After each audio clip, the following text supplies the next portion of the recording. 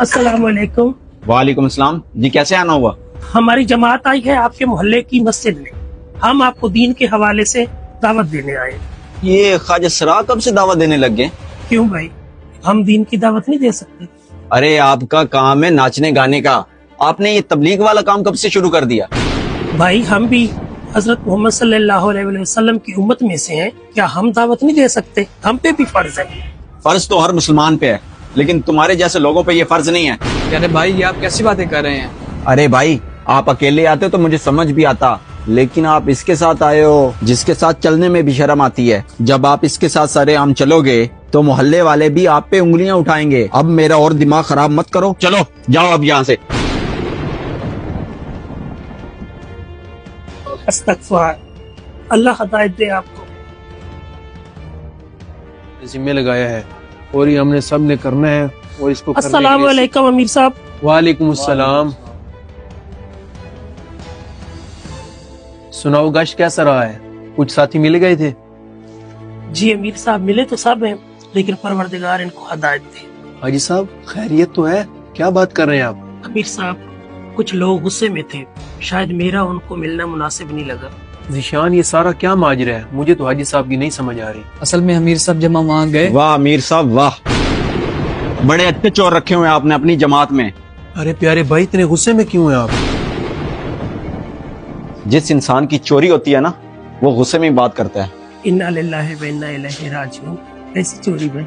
इतनी अनजान मत बनो जैसे तुम्हें पता भी नहीं है। भाई हम आपकी बात नहीं समझे, क्या खता हो गई है हमसे? आपने मेरा मोटरसाइकिल चोरी किया है। अमीर साहब मैंने कहा था ना जमात में से शामिल ना करें, अब देख लिए इसका इंजाम। तुम एक दफा सब्र करो, मुझे इनकी बात तो सुनने दो। सारी बात तो अभी खुल के सामने आ गई है, अब और क्या बात सुननी है? देखें आप बिना सबूत के मुझ पे इल्जाम लगा रहे हैं। तुमने सबूत छोड़ा है जो मैं तुम्हें दिखाने के लिए ले आता। ये मस्जिद है भाई, थोड़ा प्यार से बात कर लो। हाजी साहब ये मैं क्या सुन रहा हूँ? इस बात में कोई सदाकत है? जी अमीर साहब मैं सच बोल रहा हूँ, अगर मेरी बात पे यकीन नहीं है तो जिशान भाई से पूछ ले। अमीर साहब हमने चोरी नहीं की, अलबत्ता इस भाई ने।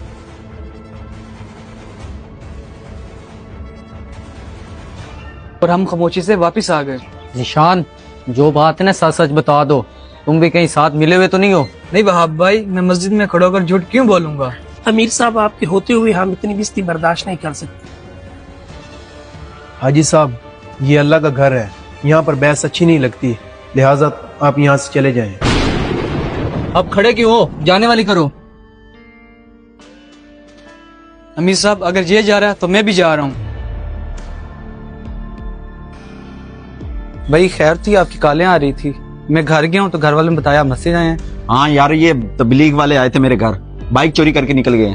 भाई बाइक तो मेरे पास थी। तुम्हारे पास थी? तुम बता के नहीं जा सकते थे? देखा अमीर साहब मैं आपको यही कहा था कि हाजी साहब चोर नहीं थे। भाई अब आपने देख लिया, एक आपकी वजह से एक शख्स की दिल आजारी हुई है। हम लोग यहाँ चोरियां करने नहीं आते, हम दीन की निस्बत से निकले हुए हैं और इस्लाम को फैलाने के लिए आए हैं। आपकी इस छोटी सी हमाकत की वजह से कितने दिलों में नफरत पैदा हुई है। अमीर साहब मुझे माफ कर दें, मुझे नहीं पता था कि मेरा भाई बाइक लेकर गया हुआ है। भाई आप हमसे नहीं उनसे माफी मांगे जिनका आपने दिल तोड़ा है। जी मैं माफी मांगता हूँ उनसे, आप चले मेरे साथ।